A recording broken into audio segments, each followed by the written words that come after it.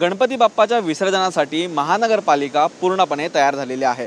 आपण सध्या आहोत ते म्हणजे दादर चौपाटी आणि याच ठिकाणाहून संपूर्णपणे आपण आढावा घेत आहे।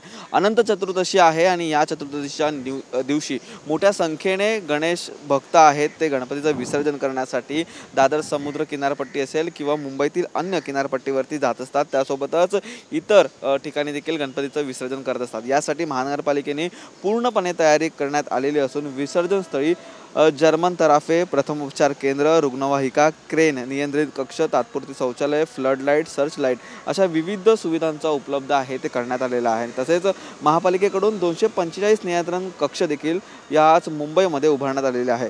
सुरक्षिततेच्या दृष्टीने आपण पाहिलं तर 129 निरीक्षण मनोरे देखील हे उभारलेले असताना 42 क्रेनची व्यवस्था तर 287 स्वागत कक्ष हे तयार केलेले आहेत। 115 रुग्णवाहिका तर 236 प्रथमोपचार केंद्र हे देखील तयार करण्यात आलेले असून प्रकाश योजनेसाठी 6188 दिवे व शोध कार्यासाठी 138 दिवे हे लावण्यात आलेले आहेत। आपण दादर चौपाटीवरती पाहतोय ही संपूर्णपणे मुंबईतील आकडेवारी होती, परंतु दादर चौपाटीवरती पाहिलं तर या ठिकाणी सूचना फलक आहेत ते देखील लावण्यात आलेले आहेत, नियंत्रण कक्ष आहेत, त्यासोबतच या समुद्रावरती कोणी मधून जाऊ नये त्यासाठी बॅरिकेडिंग देखील लाकडी करण्यात आलेलं आहे।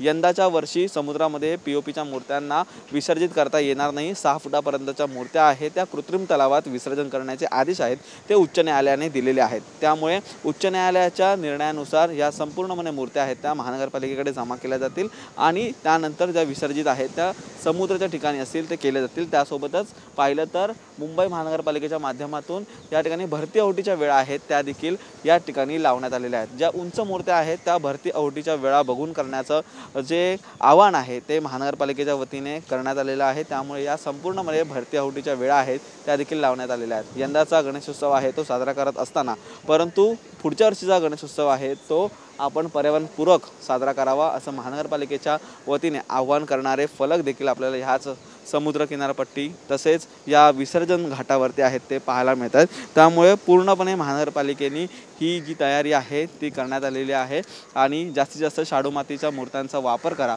असं देखील या ठिकाणी सूचना फलक आहेत ते देखील लावण्यात आलेले आहेत। त्यामुळे महानगरपालिकेकडून ही संपूर्णपणे तयारी करण्यात आलेली असून सध्या आपण ही तयारी आहे हा जो आढावा आहे तो दादर समुद्र किनारपट्टीवरून घेताना आपल्याला पाहायला मिळतोय, परंतु या ठिकाणी महानगरपालिकेची संपूर्णपणे तयारी झालेली आहे। अनंत चतुर्दशीच्या दिवशी मोठ्या संख्येने गणपती ह्या ठिकाणी येतात आणि विसर्जित देखील होतात। त्यामुळे नियमांचं देखील पालन करण्याचं आव्हान आहे ते महानगरपालिकेच्या माध्यमातून करण्यात आलेलं आहे। व्हिडिओ गणेश मोरेसह निखिल चव्हाण, TV9 मराठी, मुंबई।